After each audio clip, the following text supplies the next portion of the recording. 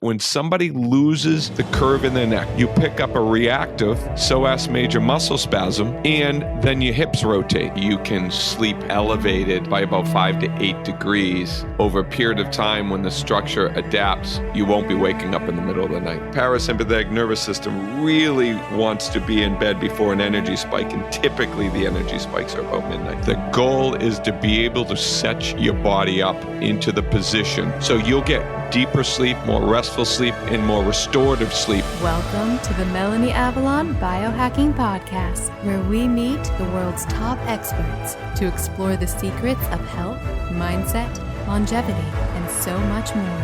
Are you ready to take charge of your existence and biohack your life? This show is for you. Please keep in mind, we're not dispensing medical advice and are not responsible for any outcomes you may experience from implementing the tactics lying herein. Are you ready? Let's do this. Welcome back to the Melanie Avalon Biohacking Podcast. Okay, friends. Today's episode was so overwhelmingly enlightening. I thought I was pretty familiar with all the sleep things. It introduced me to something I was never really thinking about, which is our sleep posture, our sleeping position, where the pillow goes, and the role of our neck. So many things. And leading up to this, I was wondering if we were just going to really talk about neck support while sleeping, but we dived into so many things. We dived into the role of the nervous system when you fall asleep, and the key in feeling safe and how you can actually create that through physical means. We talk about pillows and bedding, inclined bed therapy, how to eat late and sleep. Yes, we talk about that. And also how all of this can extend to your daily life when it comes to pain, arthritis, health and vitality, so many things. I cannot recommend enough the neck nest. You can get 10% off when you go to melanieavalon.com/necknest and use the discount code AVALON10. So that's melanieavalon.com/necknest with the discount code AVALON10. And then you will get 10% off applied at checkout. These show notes for today's episode will be at melanieavalon.com/neck. Those show notes will have a full transcript, so definitely check that out. Friends, definitely let me know what you think about this episode, your experience. I would love to hear it. There will be 2 giveaways for this episode. One will be in my Facebook group, IF Biohackers, Intermittent Fasting plus Real Foods plus Life. Comment something you learned or something that resonated with you on the pinned post to enter to win something that I love. And then check out the Friday announcement post on Instagram. And again, comment there to enter to win something that I love. All right, I think that's all the things. Without further ado, please enjoy this fabulous conversation with Peter Martone. Hi, friends. Welcome back to the show. I am so incredibly excited about the conversation I am about to have. So the backstory on today's conversation, about actually almost exactly a year ago now, I went to Dave Asprey's 9th annual biohacking conference. And that is where I met Dr. Peter Martone. I think we met very briefly at a party. Did Dave introduce us, or did Erin introduce us? I think I feel okay. I'm probably, my memory's like all messed up, but I feel like we met. I don't think we got introduced. I think we just like met, and then I met Erin, and she was raving about you. And I think I had already met you. I am not sure. The point, there was a lot happening there. The point is we met, which was awesome. Also met our mutual friend, Erin, who was also awesome. And she was just going on and on about how we had to get you on the show.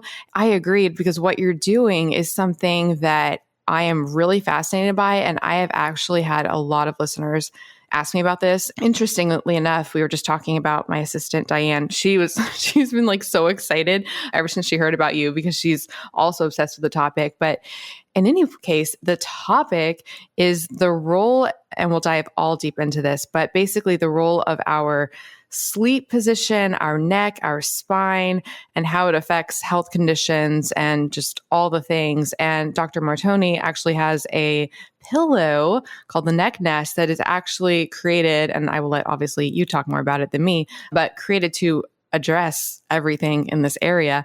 So I have so many questions for you. It's funny. So ever since I knew you were coming on the show, every now and then when I'm listening to podcasts, like sleep position will be mentioned, I would be like, oh, take a note. Because I feel like I keep hearing different things about the best sleep position, and it's very confusing to me. But so in any case, thank you so much for being here. Oh no, this is great. We're going to dive so deep into it, and really, what the hope is to make it really palatable, right, understandable for somebody, and so that they can take what once they hear this podcast, they can take it and sleep better tonight. I definitely want to get into your personal story, but just like I said with the confusion, like I really am so confused because like looking at your pillow, it forces you to sleep on your back, but then I keep reading things about sleeping on your side. And from an evolutionary perspective, like how are we supposed to sleep? And animals, when I look at animals, they don't normally sleep on their backs unless they're like cats that are really being crazy. So many questions. But before all of that, your personal story, I dive deep on your website and there's a lot of information there. But what led you to doing what you're doing today with this whole world? Yeah, thank you. It's so interesting, right? Because nobody wakes up and says, "Oh, I want to be a sleep expert." I just don't see that as the goal when you look at your vision. And I didn't say that. I said that same thing. I had no idea if you had told me, when I was 5 years old, 45 years down the road, I'll be in the sleep industry, I'd say, you're crazy. But life leaves breadcrumbs. And this, I was called to be into this industry, but I kind of denied it most of my life because I have ADD myself and I push through pain. I used to make excuses. I was a chiropractor at that time for 15 years, helping everybody else with pain. And I said, and I had pain every day in my practice. And I'd like, oh, it's just because I'm a mountain biker, or I was just jet skiing the other day, or I went skydiving, and I, scratching this ADD itch, I use adrenaline a lot, and I've had a lot of injuries. So I chalked up all of my pain that I lived with and told myself it was normal because of my lifestyle to just, life. Until one day I had a little mountain biking injury, way less than what I had before, but I knew something was different about this because my back started hurting a really, really weird way. And then a few days later, I went down, just twisted a little bit, and next thing you know, a shooting pain went all the way down the back of my leg, all the way to my foot.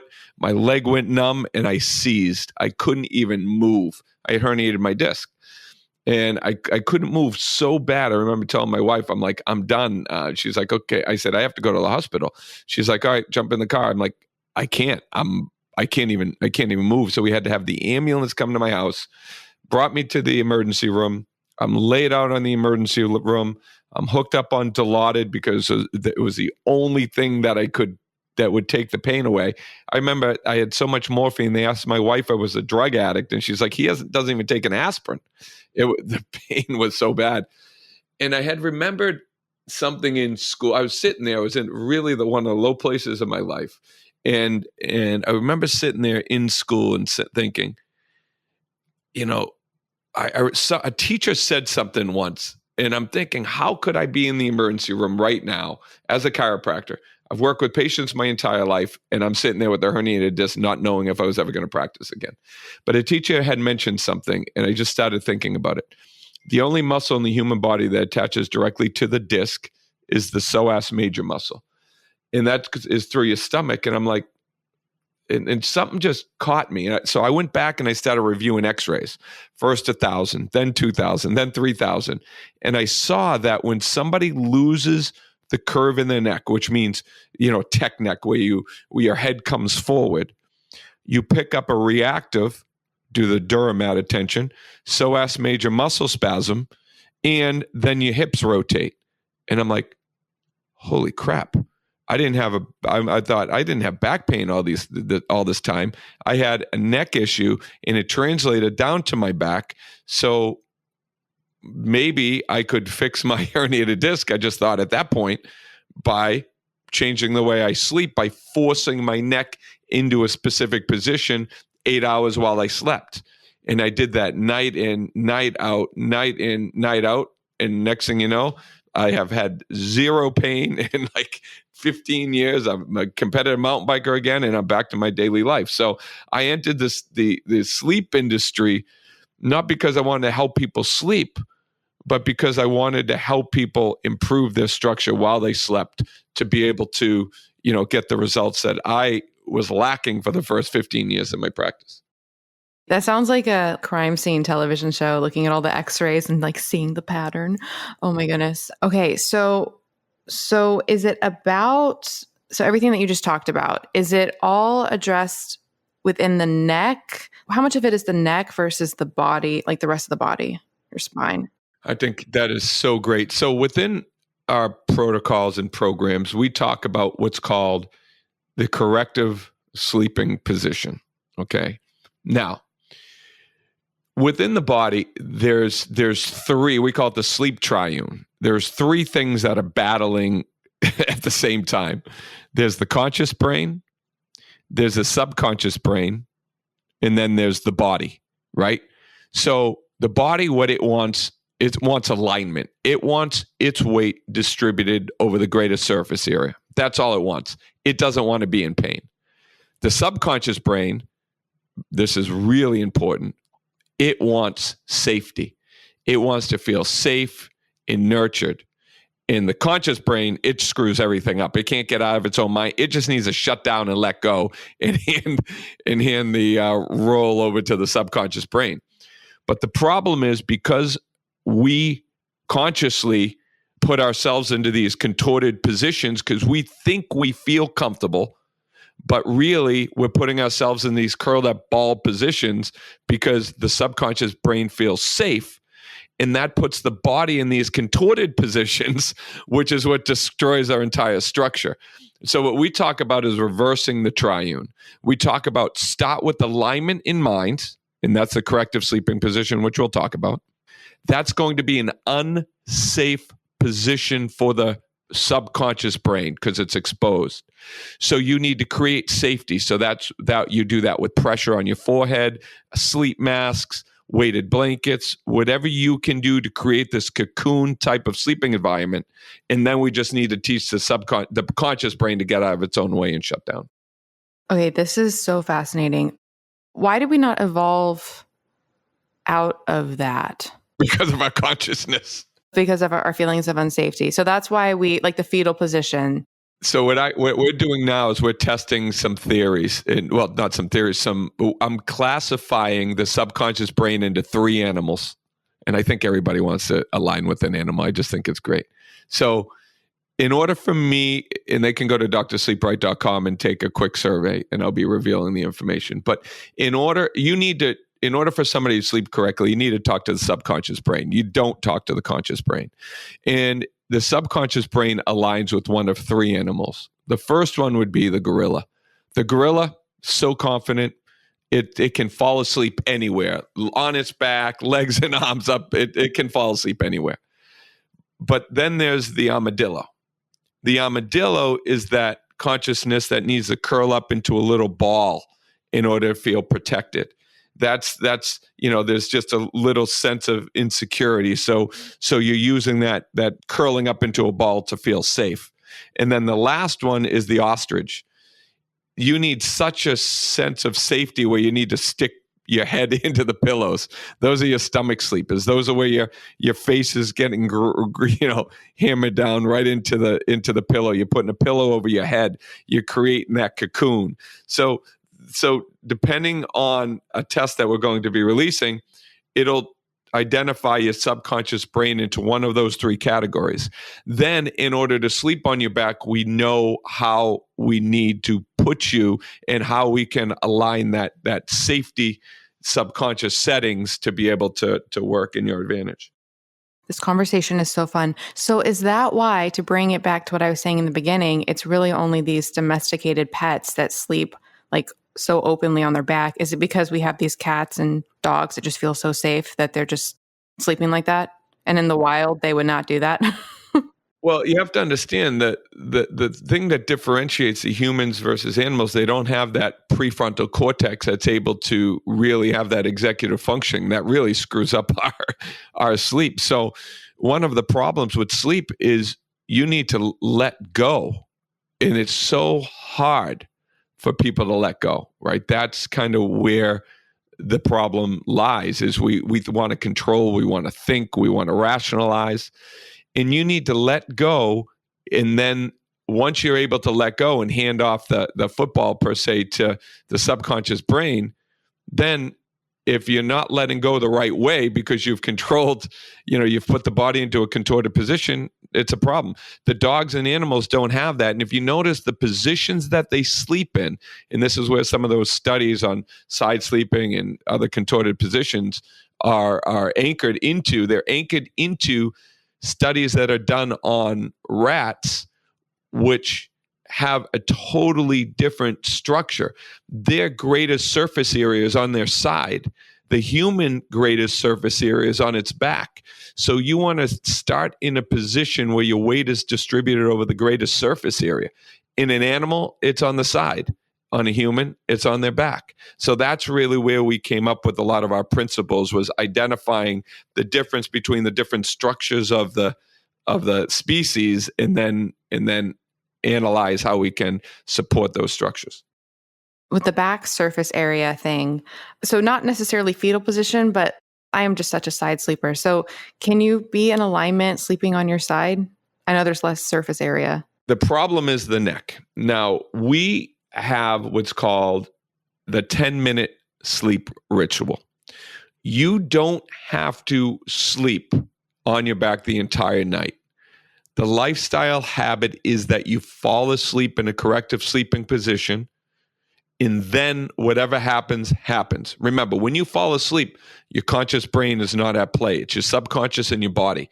So you put those two parts of the triune into alignment and then safety, and then you just fall asleep. Then whatever happens is going to happen. So don't think about the entire night. I need to be a back sleeper. I can only sleep on my side. I need to be a stomach sleeper. Just start the first 10 minutes falling asleep and then let the body take over. We need to stop controlling the entire night, because the average person will toss and turn 20 to 40 times a night because the body's in pain. You're not controlling that. That's just subconscious brain in your body. So we need to identify that and then be able to use the bed to be able to do more and get more production out of our time while we sleep. It's so interesting. So last night I was reading, trying to find all the studies I could find on tossing and turning and sleep position and all the things. And there was one study talking about people, the different sleep positions. So sleeping on your left, sleeping on your right, your back, your stomach. It concluded that people sleeping on their right side slept the deepest and tossed and turned the least. I was like, is that causation correlation? Maybe those people just sleep better. Like they're not like maybe they are in a state of, like you're saying, like safety, and they're sleeping better. And it's not really about the position per se. Here's the thing with studies, and they drive me freaking crazy, is the study is like, what do you're studying, you're looking at a variable, but what are you negating, right? What aren't you looking at? So when people are like, oh yeah, you sleep on your side, you get better sleep. Well, I get scores of almost 100 when I'm sleeping. So what are the variables you're looking at, and what are the variables you're missing? And so when we look at sleep and we look at structure and we look at our, the sleep programs, you need to base everything on law. Law is something that is undeniable, and it happens 100% of the time. And like gravity is law. So you have laws of adaptability in the body. So why I feel so strongly about sleeping position and how you start out is so important is because one of the things that people fail to recognize is the impact that the structure of your spine has on your entire health and well-being. And that's the component that most people miss. And that's really where I love to dive into. You're talking about starting off the night in the correct sleep position. I have a hybrid request question. So for me, maybe quite a bit of the listeners, I don't know, anybody who does an intermittent fasting protocol where they're eating in the evening as their eating window. So I know this might not be ideal for sleep, but I do go to bed on a full stomach. Oh, no, no, you don't. I know. I felt okay. In my defense, I did listen to a recent interview. I'd be curious your thoughts on this with Dr. Matt Walker. And he said it's really not a big deal to sleep on. I'm paraphrasing, but not like immediately right before bed. But he said the studies were overblown about going to bed on a full stomach. It all depends on how much food you're talking about, because one of the byproducts of digestion is heat. And we need to make sure that our body temperature cools by 1 to 2 degrees in order to get into deep sleep within the first third of your sleep cycle. That's why I swear by my cooling mattress and my pre-bed sauna session. Well, before eating. My question is for people who are doing that, because like eating and then sleeping on my back does not feel conducive to digestion.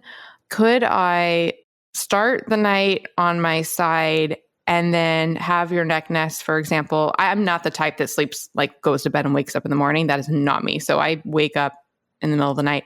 Could I do the back portion like halfway through the night when I wake up? You could, absolutely. Here's one of the things with eating, to just kind of get back to that, in digestion. So you are correct. You're going to digest a little bit better on your side, but you can also digest better by elevated sleeping. So you can sleep elevated by about 5 to 8 degrees. And I like the lifestyle habit being putting yourself into that alignment at the very beginning of your sleep cycles. Because what's going to happen is, over a period of time, when the structure adapts, you won't be waking up in the middle of the night because your body will not toss and turn, and you won't get into as shallow of a sleep cycle. And let me ask you a question. What time are you waking up? Is it 1 to 2 o'clock in the morning? I would be proud of myself if I went to bed at 1 a.m. I'm not even asleep by 1 a.m. normally. Oh my God. Yeah, you and me. Okay, let's. I am not a good example here. Yeah, you are. That's a horrible example, but that's fine.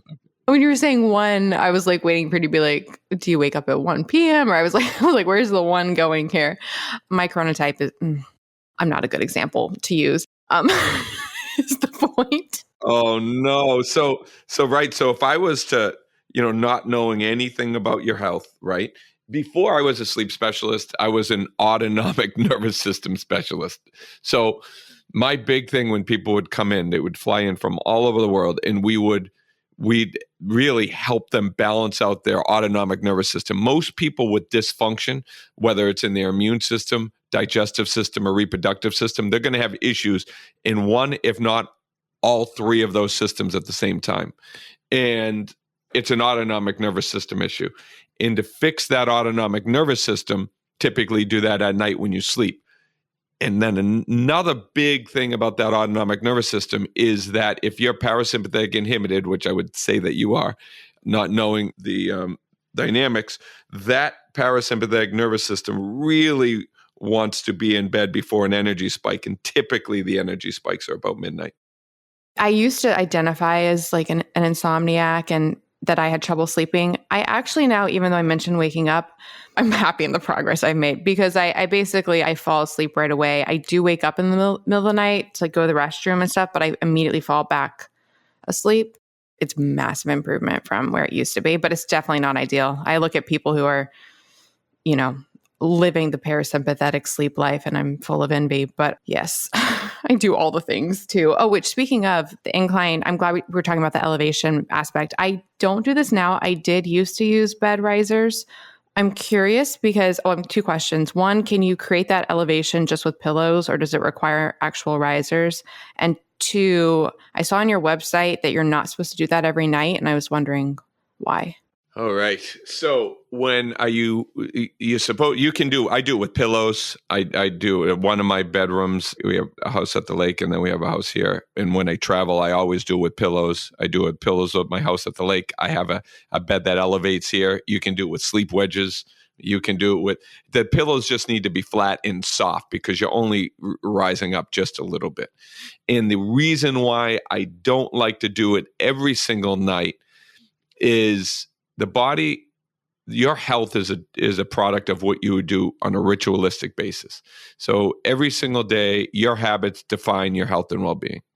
So if we put that basically per se the pelvis into this constricted position, you're shortening the psoas major muscle. So I like to stretch it out at least a couple times a week. So I'll sleep flat a couple times a week, or I'll start out like that. And if I wake up, I'll go back to elevated sleeping.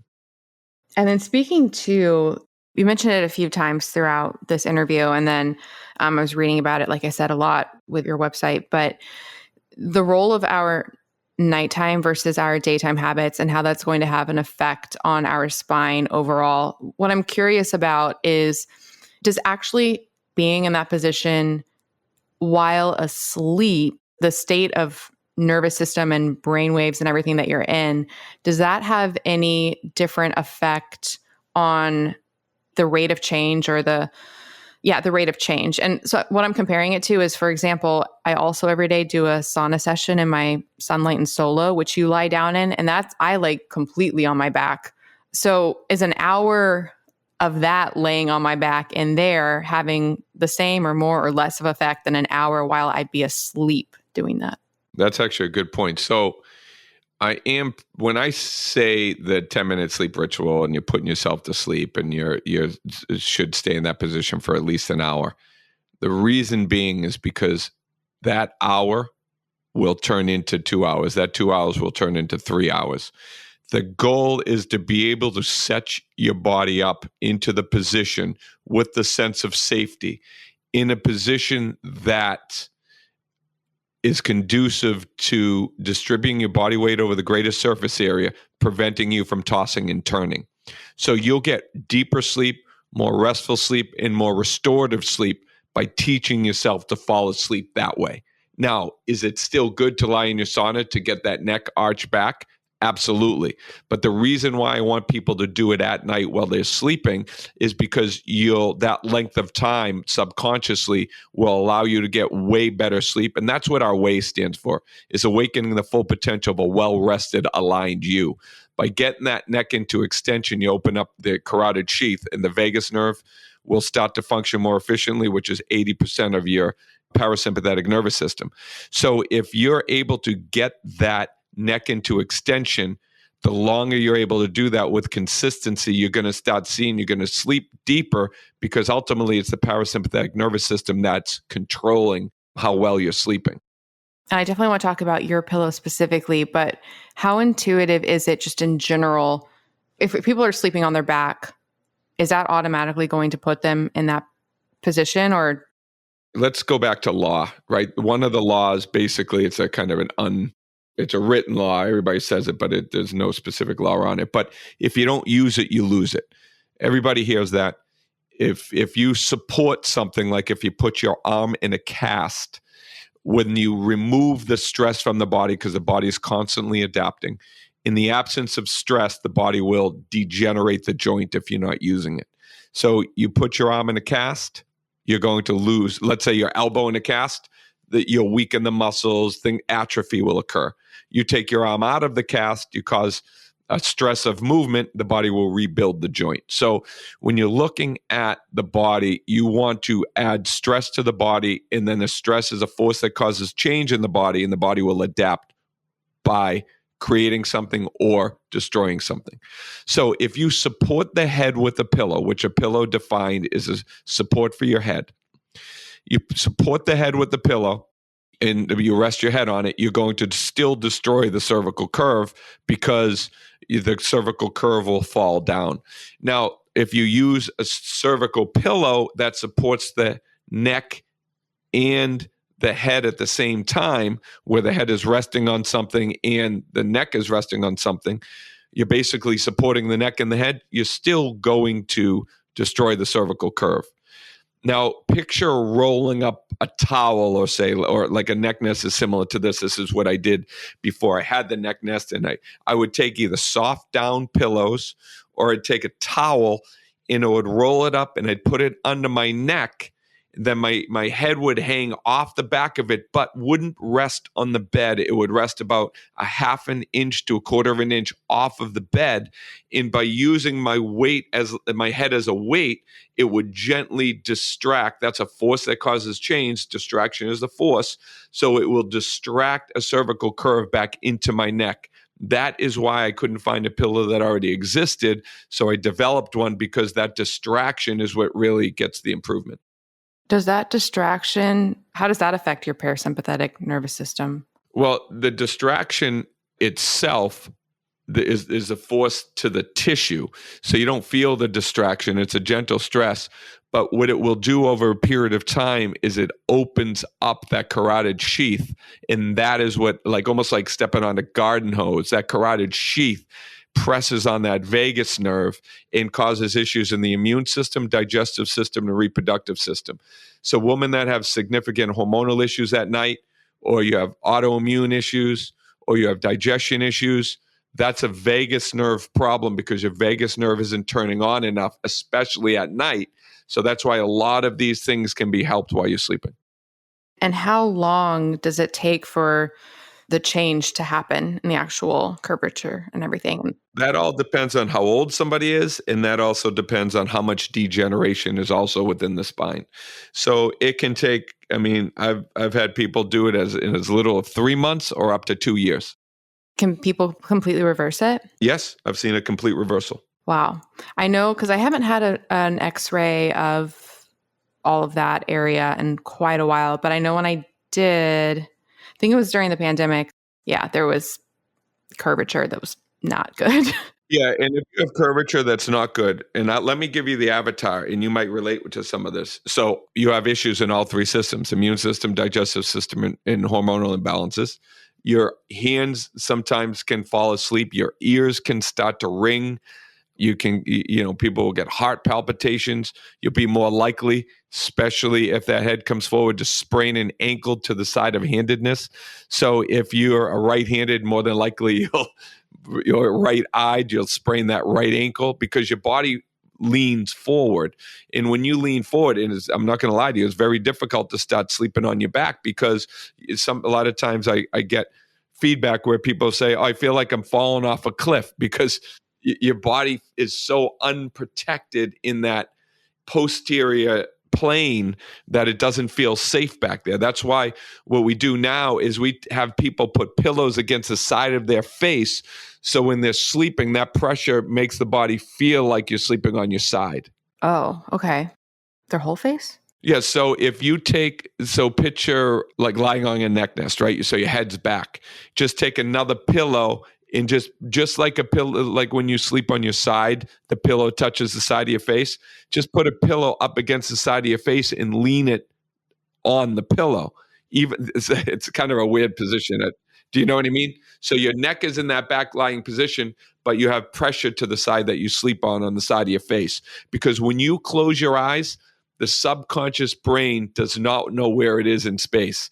So if you trick it and you put it on its side, you're going to be able to get a sense of safety. That's why it is really a technique to doing it.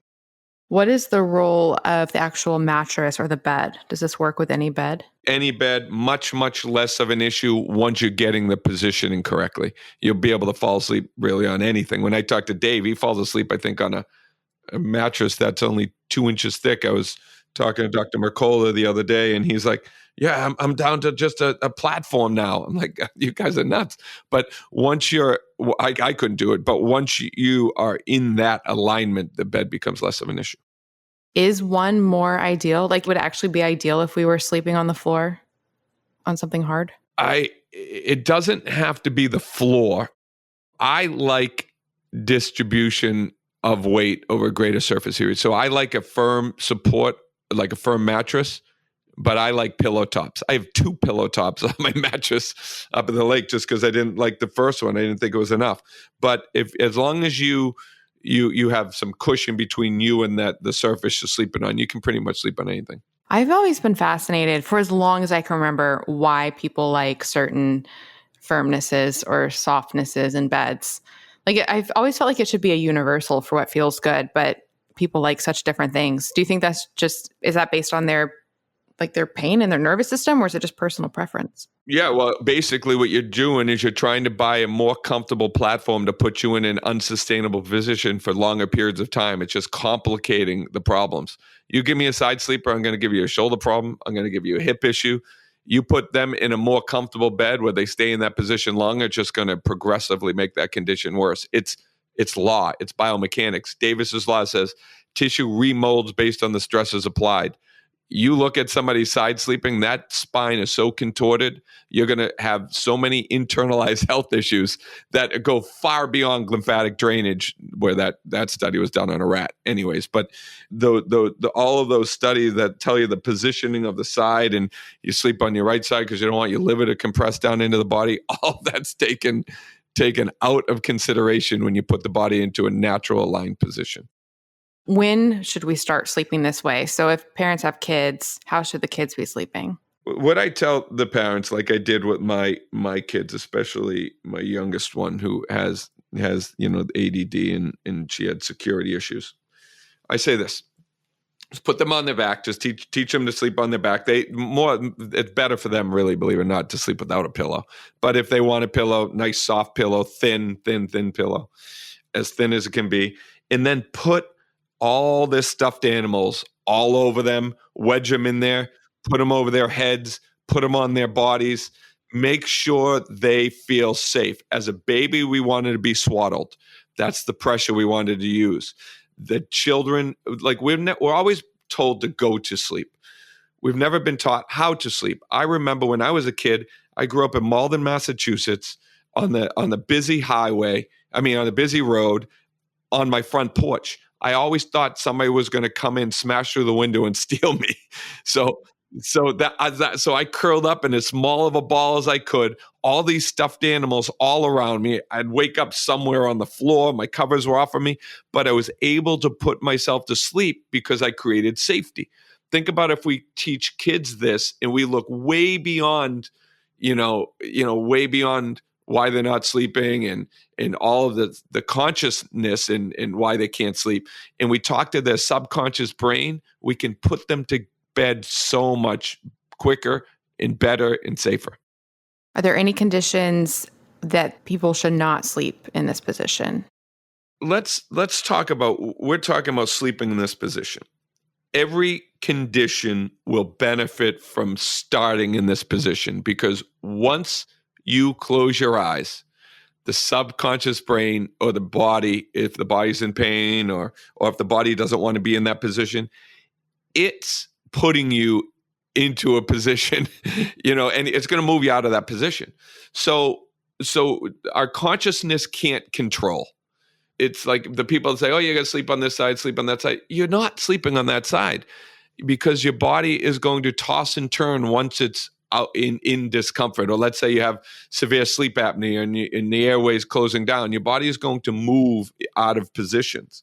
So I would say everybody should start this way for at least an hour a night to get the improvement of the arch of that cervical spine, because the improvement of that is really what is going to improve your overall health. And then after that, sleep in any position that you want to.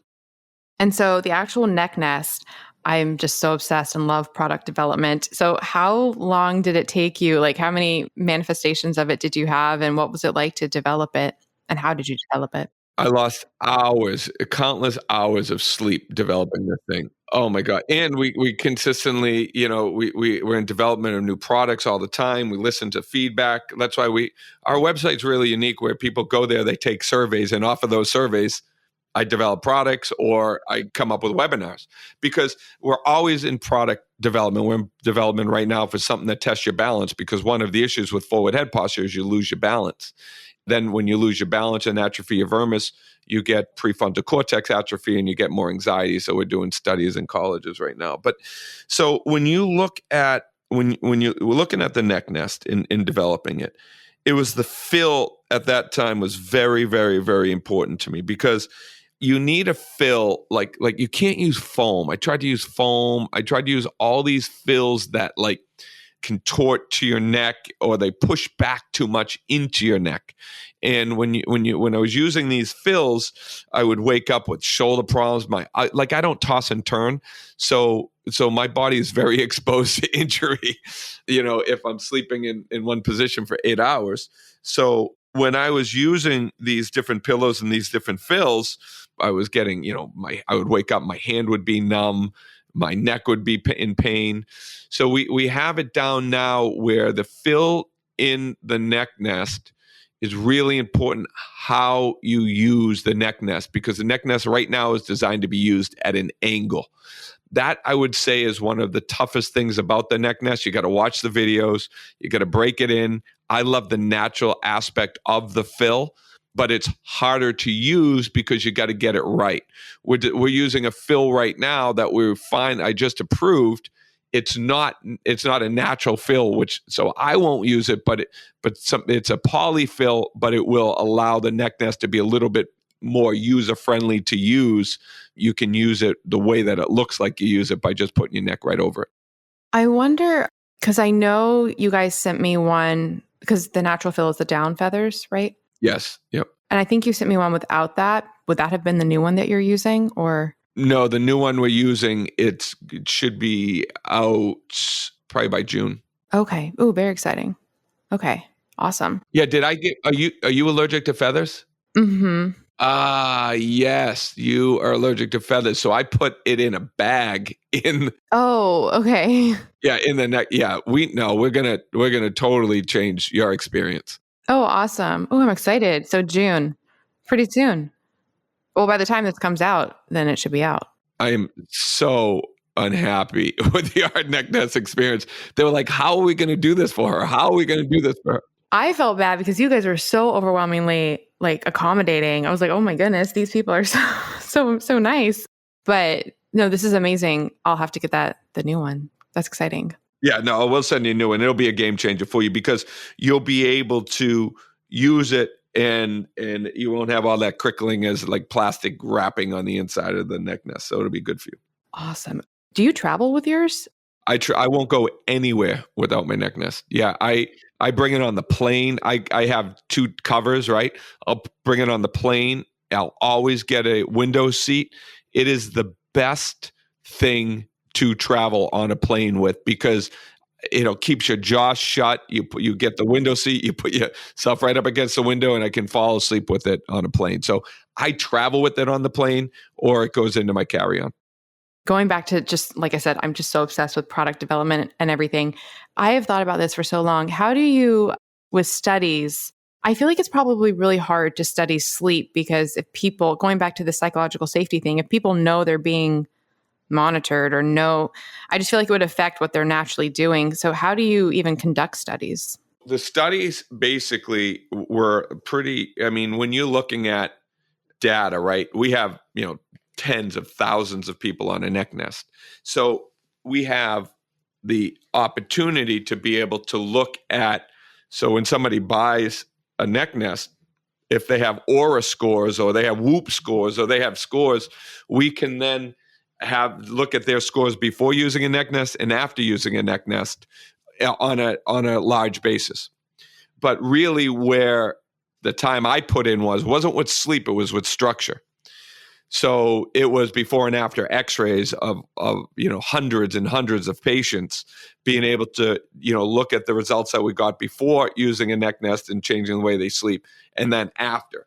So I did a lot of my initial studies on in-office case studies based on before and after x-rays. So knowing that I was getting that structure, then we transferred over to seeing how it improved people's sleep. 2-part question. If you had unlimited funding and could just do your dream study, what would you do? Do you have any lingering, haunting questions about all of this that you really want to know? Yeah, so one of my issues, kind of to be I've talked about very publicly. Well, I had a lot of anxiety, right? And due to having ADD, there's so many things that go on in your mind. There's unexplained underachievement. You can't compare yourself to everybody else. In school, I had a little bit of, I have dyslexia. So I had trouble going through school, navigating my way, especially in college. Once I figured out and I became an exercise physiologist, the funny thing about ADD, I didn't even have to study anymore. Organic chemistry, it was like a puzzle to me, and people staying up all night, and I could just see the answers. But you give me theater 100 and I'll fail it, right? Because my brain didn't work like that. So I want to get into colleges. That's really where we're moving. I want to get into colleges, do the studies, and show how improvement in sleep and just structure, just by the way you're starting out, will transform people's anxieties and allow them to study better, allow them to be able to retain information more, because there's so much improvement with sleep and structure and how it affects the cervical spine and longevity within your life, and then your ability to focus. Okay, well, I will let listeners know. So you are so kind. So listeners can get 10% off site-wide at necknest.com, and they can use the coupon code AVALON10, AVALON 10. I'm so excited about that. What other products do you have? I know you have a sleep mask, some supplements. Yeah, so what people can do is really what I think is where we can add the most value. I would love you to go to necknest.com and check out the Neck Nest. But at drsleepright.com, what I love is we have a free sleep risk assessment. You go there, you take a 25-question questionnaire, and it spits out how your sleep habits are affecting your life. And that gives you some feedback, but really, I'm doing it with an ulterior motive. It's giving me information as to how I can tailor my education to help more people. So, we've had thousands and thousands of people take that. I changed the questions on that sleep questionnaire. So then I'm able to really home in the data to be able to, when I do these podcasts or I do my education, speak to exactly what you need. So I would love for people to take that free sleep risk assessment. And then when they go to there, they can go, there's a link there to necknest.com or vice versa. And then we're always in product development. You'll see we have sleep supplements that we developed. We have, different things within the body that we're developing. We're going to come up with air back supports for the plane, air neck supports for the plane. So different types of stuff. Wait, air neck supports? What are those going to be? So one of the issues that I have with a lot of the supports out there, the planes, they hold your head off of the back of the seat. So I like air because, first of all, it folds up, goes in your purse. Then you can blow it up and you can put it right behind your neck. So I'm coming up with a design on that right now. That is super cool. That's awesome. Well, this is beyond fascinating. I want to go take all your quizzes. I was just thinking how it's really interesting. Like with my Aura scores, I don't think I could ever get a 100 on my Aura ring because of the time I go to bed. There have been days where almost every single one is perfect, but then like the timing or the one that monitors like when you actually went to bed, it's like, nope, it's like 0. So it messes up my whole score. I'm like, man. But actually, one of the best scores I ever got on my Aura ring was when I had to get up really, really early for a court date, actually. So I went to bed at like a normal time, woke up really early, went to the court date, came back, took a 4-hour nap, and it just assumed that I had slept. It just thought that was my sleep with like an hour, I don't know, moment in between. And it gave me like an almost perfect score. I was like, okay, I can't win here. So in any case, this has been so, so amazing. So again, for listeners, you can go to necknest.com, use the coupon code Avalon10 to get 10% off site-wide and definitely take all those quizzes and learn all the things. I have one last really easy question, but is there anything you wanted to touch on before we go? Yeah, just one thing. And one thing that I think would help people sleep tonight, right? You put yourself in that posture, that position, get a pillow, jam it under your neck, get that neck back. Don't get frustrated. But remember this, you can't think yourself to sleep, right? You need to be able to let go, but you can remember yourself to sleep because your memories are different than if you're thinking. So if you're thinking, you're in your prefrontal cortex, which is the front of your brain. If you're remembering, your energy is a different place, which is close to your sleep centers. So remember a memory that's rhythmic. I do it. I walk through a golf course. Sometimes I count people that were at my party. I put them in categories. But if you remember a memory that you don't want it to have anxiety or you don't want it to be a bad memory, but a good memory, like a walk around a golf course and all of your shots or something like that, and you remember it once, remember that memory every single time you go to bed, and you'll shut your brain off and you'll get it out of that conscious brain, and your body will be able to let go. That is amazing. I have never heard that before. I love that. This is not the exact same thing, but I think one of the biggest shifts I had for my own issues with waking up and falling back asleep is historically I would wake up and then I would just, like you said, I'd be thinking, I'd be like, I'm not going to fall asleep. And I'd remember all the times I couldn't fall asleep, and it was just a really bad pattern. And then once I started a few times, like actually just falling back asleep, then I tried when I would wake up in the middle of the night, I would remember, oh yeah, you do this, but you always fall back asleep. And just that small little mindset shift was a game changer for me. I love that memory idea. I'm gonna try that. Okay, so the last question I ask every single guest on this show, and it's just because I realize more and more each day how important mindset is, like we're talking about. So what is something that you're grateful for? I am grateful for life, really. I love humanity, and that's why one of my missions is to be able to impact my life on humanity. And when I look at my own life, I live in gratitude every single day, being given the gift from God of clarity and being on mission has really, really allowed me to be more productive and more focused and more in alignment and congruent with my entire life, because I have purpose. And I believe that when you have purpose, you can accomplish anything. So I'm grateful every single day for having purpose and to be able to be able to maximize my impact on humanity. I love that so much. And I am so grateful for everything that you're doing. I'm so happy that we met at the conference. And honestly, I've been obsessed with sleep. My sleep routine is absolutely insane, everything I do. So I've always been like studying it and learning about it. Nobody is talking about this except for you, that I've come across. This conversation was just so eye-opening and mind-blowing to me, and I think it's going to help so many people. So thank you for what you're doing. I'm excited about all your future developments, and hopefully we can meet again in the future. Thank you for having me. Thanks for believing in me, and thank you for everything that you're doing. I really love how authentic you are to your audience. I think it's great. Oh, thank you, Dr. Martone. Have a wonderful rest of your day, and I will talk to you later. Thank you. Bye. Thank you so much for listening to the Melanie Avalon Biohacking Podcast. For more information, you can check out my book, What When Wine? Lose Weight and Feel Great with Paleo-Style Meals, Intermittent Fasting, and Wine, as well as my blog, MelanieAvalon.com. Feel free to contact me at podcast@MelanieAvalon.com. And always remember, you got this.